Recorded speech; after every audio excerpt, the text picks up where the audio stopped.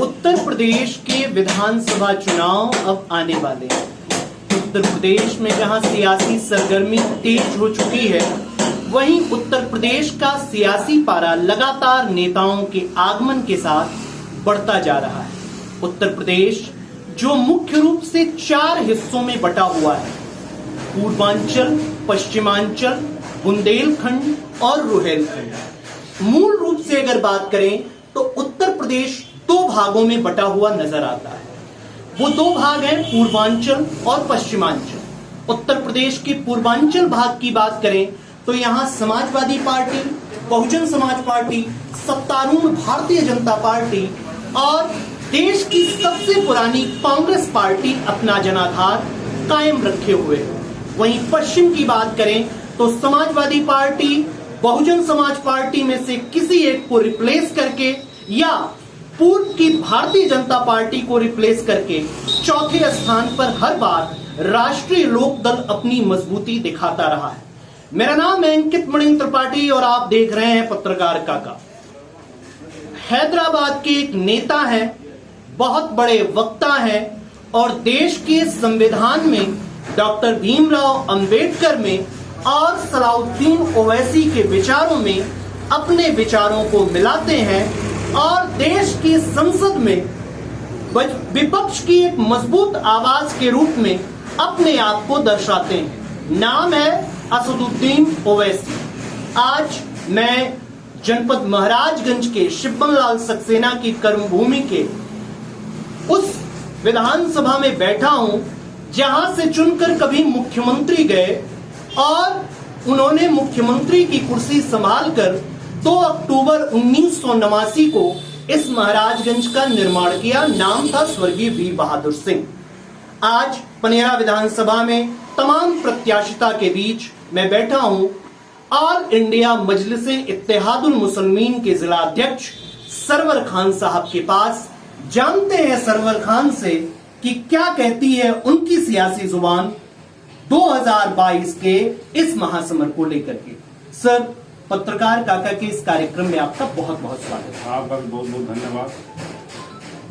Sir, Faizabad या अयोध्या, फैजाबाद या अयोध्या, प्रयागराज या इलाहाबाद, असदुद्दीन ओवैसी की एंट्री किस तरीके से भारतीय राजनीति को और खास करके आसन्न उत्तर प्रदेश की राजनीति को प्रभावित कर रही है?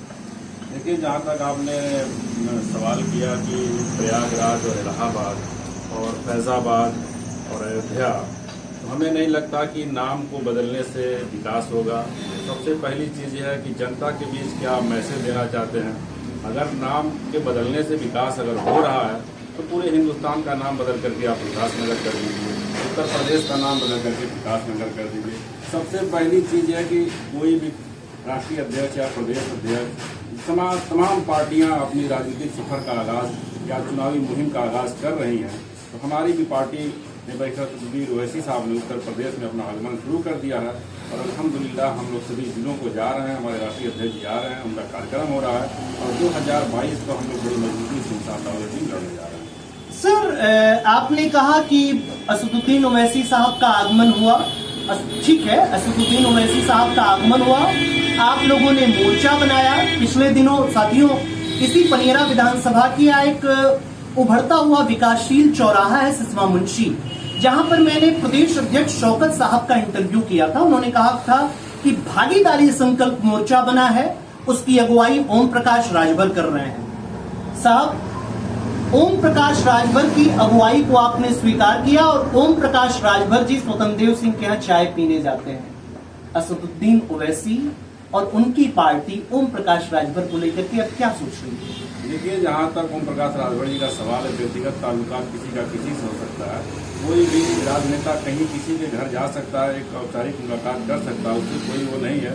लेकिन हमारा जो मोर्चा है वो अभी भी कायम है और हम लोग उसके साथ चल रहे हैं। नहीं सर, मैं इसको काटूंगा क्योंकि असीम वकार आपके प्रदेश प्रवक्ता है। उन्होंने एक बात देश के सबसे बड़े चैनल पर कही थी कि मुझे ओम प्रकाश राजभर से बीजेपी की बू आती है और ऐसे लोगों के साथ हमारा कोई गठबंधन नहीं होगा।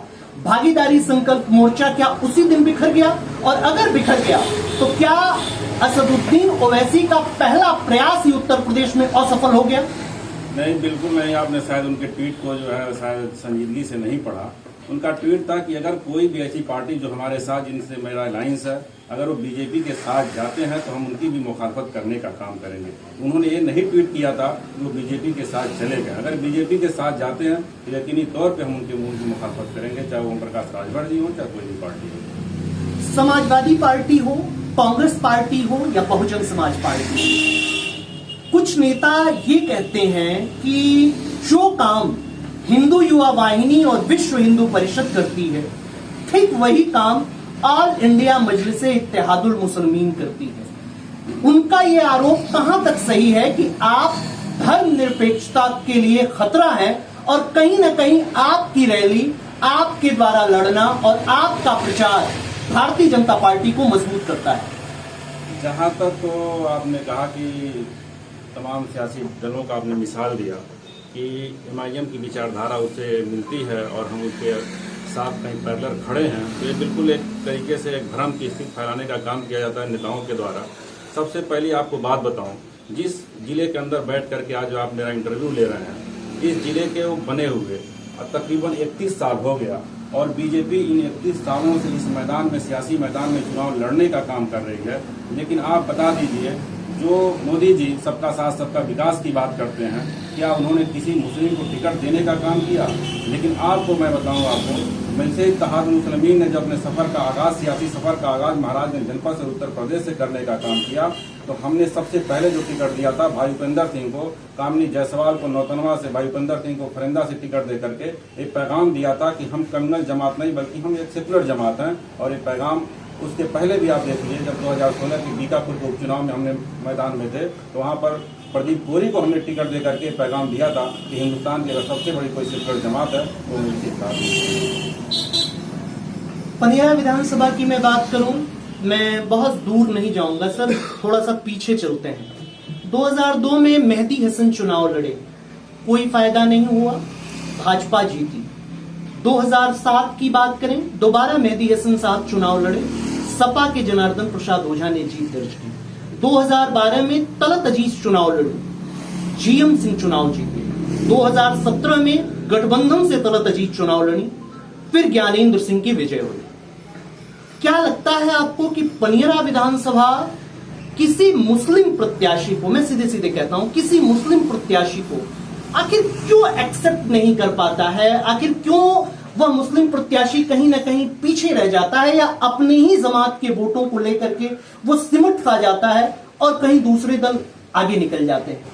ये सवाल तो सबसे पहले आपको मुझसे न करके किसी समाजवादी के नेता से करना चाहिए कि समाजवादी का जब से वजूद है और इस महाराजगंज जनपद को बने 31 साल पहले भी मैंने बताया कि 31 साल हो गया, समाजवादी पार्टी ने किस मुस्लिम को टिकट देने का काम किया? पिछली बार समर्थन तो किया था ना तलत अजीज का। सबसे पहले जो बात आपको बताऊं कि यहाँ पे मुस्लिम और हिंदू तो आप दरकिनार करिए, सबसे पहला अब आप हमको सवाल का जवाब दीजिए कि सबसे पहले इस पनियरा विधानसभा की आज नालियों का क्या हाल है, आज यहाँ के सड़कों का क्या हाल है? आप परतावल से हरपुर का सफर नहीं कर सकते, आखिर इसका जिम्मेदार कौन है? कौन सियासी पार्टी है जो इतने? और जहाँ तक समाजवादी हो, बहुजन हो, कांग्रेस हो, कोई भी सियासी जमात हो, हमें नहीं कहते कि उनको नहीं लड़ना, उनको वोट नहीं करना, लेकिन हमने वोट देने का काम किया, उनको सत्ता पे बैठाने का काम किया। लेकिन हमारे हालात, हमारे इलाके के हालात क्यों बदले? आप बताइए, इस इलाके में जहाँ पे हम बैठ करके गुफ्तगू कर रहे हैं, इस इलाके का नौजवान सऊदी अरबिया को जाता है, आप किसी भी नौजवान से जा करके उसके दिल पे हाथ रख के पूछने का काम करिए कि भाई तू सऊदी अरबिया जाना तुझे अच्छा लगता कि नहीं अच्छा लगता? उसके वालिदैन से पूछिए, उसकी बीवी से पूछिए, कोई सऊदी अरबिया को जाने का काम पसंद नहीं करता, लेकिन वो मजबूरी में जाता, अपने मासी जिंदगी को बेहतर बनाने के लिए जाता। हमारे नेताओं ने क्या किया? हमारे इलाकों में फैक्ट्रियां क्यों नहीं है? हमारे इलाकों के रोड क्यों खराब हैं? इसका जिम्मेदार क्यों है? इसका सवाल तो उन नेताओं से होना चाहिए जो अब तक सत्ता की मलाई काट रहे थे। ज्ञानेंद्र सिंह सभापति हैं और उत्तर प्रदेश की विधानसभा में एक महत्वपूर्ण पद रखते हैं। जनपद के सांसद पंकज चौधरी केंद्रीय वित्त राज्य मंत्री हैं। विगत कोरोना काल में जब तमाम गांवों में, तमाम नगरों में, शहरों में लाशें बिछी हुई थी, जनपद में ऑक्सीजन की कमी थी, उसके बावजूद महंत अवैधनाथ की मूर्ति का लोकार्पण करने आए प्रदेश के मुख्यमंत्री योगी आदित्यनाथ हों या देश के रक्षा मंत्री राजनाथ सिंह, उन्होंने कहा कि प्रदेश में बहुत विकास हुआ है ऑल इंडिया मजलिसे इत्तेहादुल मुसलमीन की तरफ से। आप उनके इस बयान पर क्या कहना चाहेंगे? इस बयान का काम यही है कि आप सिर्फ वो नाम बदल सकते हैं, जगहों का नाम बदल सकते हैं, लोगों का नाम बदल सकते हैं। आपने कोरोना काल का जिक्र किया, अब आपके चैनल के माध्यम से मैं लोगों से सवाल करना चाहता हूँ, नेताओं से भी सवाल है हमारा कि जब कोरोना काल में महामारी फैली हुई थी तो उस वक्त हमारे इलाके के, हमारे प्रदेश के, हमारे जिले के नेता कहाँ थे? आप उठा करके देखिए, ऑन रिकॉर्ड मैं आपको बात कर रहा हूँ कि आप देखिए हैदराबाद से लेकर के महाराजगंज जनपद तक जहाँ जैसी वसाइल हमारे थे, हमने आवाम की खिदमत करने का काम किया कोरोना काल में। चाहे जिस भी रूप में हमने मदद करने का काम किया, हम उनके साथ साना बसाना खड़े थे। बीजेपी को आप देखिए, आपने बताया कि इस पनियरा विधानसभा में अक्सर बीजेपी जीतने का काम की, लेकिन यहाँ पे विकास क्या है? यहाँ पे आपके जो प्रतावल का जो हॉस्पिटल है वहाँ पे क्या है? कोई भी मरीज जो है बेहतर सुविधा नहीं है। तो इस तरीके के नाम सिर्फ नाम बदलने का काम है, विकास करने का काम नहीं। आपने विकास के मुद्दे पर बात की, क्या लगता है कि आपको यदि यहाँ की जनता ने, सबसे पहले तो आपकी पार्टी ने अगर प्रत्याशी बनाया, और दूसरी बात अगर प्रत्याशी बनने के बाद यहाँ की जनता ने काम करने का मौका दिया, तो आप किन मुद्दों को लेकर के विधानसभा में जाएंगे? सबसे जो पहले मुद्दा हमारा है स्वास्थ्य है, शिक्षा है, और जो नौजवान विदेशों में जाकर के कमाने पे मजबूर है, उसके लिए ऐसा कोई रोजगार यहाँ उपलब्ध कराने का काम किया जाएगा ताकि हमारा इस इलाके का नौजवान विदेश न जा करके अपने बच्चों के बीच रह करके, अपने वालिदैन के बीच रह करके अपनी रोजी रोटी का इंतजाम करे। एक नारा आपने दिया था, जय भीम जय भीम। बड़ी संख्या में दलितों का उत्पीड़न इस प्रदेश में हो रहा है, जो हमारी न्यूज के रिकॉर्ड्स बताता है और जो हमारा विकिपीडिया बताता है, और भी तमाम चीजें। क्या चंद्रशेखर रावण के साथ जो भीम आर्मी के संस्थापक हैं, आप जाना पसंद करेंगे? और क्या अगर सेकुलर पार्टियों का एक गठबंधन बने तो उसमें ऑल इंडिया मजलिसे इत्तेहादुल मुसलमीन शामिल होने का काम करेगी, जो भारतीय जनता पार्टी से न सिर्फ लड़ सके बल्कि उसे हरा करके प्रदेश को एक नया विकल्प दे सके? अगर जो सही मानों में बीजेपी को जिन लोगों को रोकने की ख्वाहिश है और जो वाकई में सेकुलर हैं, हम उनके साथ खड़े हैं और पहले भी खड़े रहे हैं, और ये फैसला हमारे राष्ट्रीय अध्यक्ष, प्रदेश अध्यक्ष जी करेंगे कि किसके साथ गठबंधन करना है, किसके साथ नहीं करना है। और आप उनके मंचों से सुन भी रहे हैं कि हम तमाम सेकुलर जमातों को दावत दे रहे हैं, जो अपने आप को सेकुलर कह रहे हैं, कि हम आइए, हम लोग बीजेपी को आप अकेले नहीं रोक सकते, हम मिलकर के बीजेपी को रोकने का काम कर रहे हैं। और अगर इस तरीके का, चाहे भीम आर्मी के हों या किसी भी आर्मी को हों, अगर जो सेकुलर जहनियत रखते हैं, हम उनके साथ, हमारे नेता उनके साथ बिल्कुल इत्तेहाद करने के लिए तैयार हैं। हमारे नेता तो बार बार दावत दे रहे हैं कि हम आइए आपके साथ गठबंधन करके बीजेपी को रोकने का काम करेंगे। भाजपा, सपा, बसपा, कांग्रेस, ऑल इंडिया मजलिसे इत्तेहादुल मुसलमीन, कौन सी पार्टी है जो वास्तविक रूप में प्रदेश की राजनीति का सूरत बदलने आई?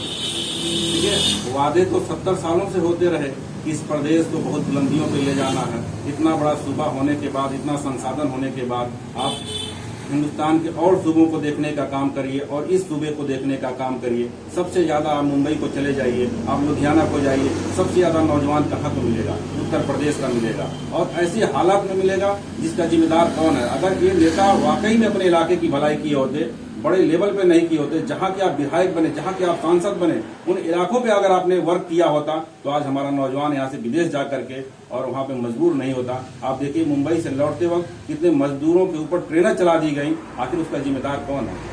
जो लोग 70 साल से इस गद्दी पे बैठे रहे, जिम्मेदार वो है इसके, मुसलमान जिम्मेदार नहीं है। हम जब सत्ता में आएंगे तब उसके बारे में आप सवाल करिएगा कि आपने क्या किया। अभी इसका सवाल तो उनसे करना है जो आज तक सत्ता में बैठे रहे हैं। वर्तमान विधायक जी की कार्यप्रणाली पर आप क्या कहेंगे? आप वर्तमान विधायक जी की कार्यप्रणाली पे सबसे पहले आप देखिए, उनके घर से आधा किलोमीटर की दूरी पे आवाम परेशान है, उसको चलने के लिए साधन नहीं है, वो चल नहीं पा रहा है। अगर उनको पनियरा जाना है तो आप बताइए, तो पूछते हैं लोगों से, आवाम से पूछते हैं कि कोई शॉर्टकट रास्ता बताओ, हमको जाना है। तो आप इससे बेहतर कोई मिसाल और उनकी कार्यप्रणाली पे नहीं हो सकता। ये थे सरवर खान, जिनका कहना था कि ऑल इंडिया मजलिसे इत्तेहादुल मुसलमीन न सिर्फ लोगों की सेवा कर रही है, बल्कि देश को एक नया विकल्प देने की तैयारी कर रही है। आने वाला वक्त कैसा होगा ये तो आने वाला वक्त बताएगा। फिलहाल सरवर खान की बातें आपको कैसी लगी और सरवर खान की किन बातों से आप क्या इत्तेफाक रखते हैं, इसका उत्तर आप हमें कमेंट बॉक्स में जरूर दें। आपका चैनल पत्रकार काका धीरे धीरे अब चुनावी मोड में आ रहा है और ऐसे ही अनेक नेताओं को आपके सामने लाएगा। पत्रकार काका देखते रहिए, इस चैनल को शेयर करिए, पेज को लाइक करिए। मैं था आपका अपना दोस्त, आपका अपना साथी, आपका प्यारा अंकित मणि त्रिपाठी और आप देख रहे थे पत्रकार काका। नमस्कार, जय हिंद, जय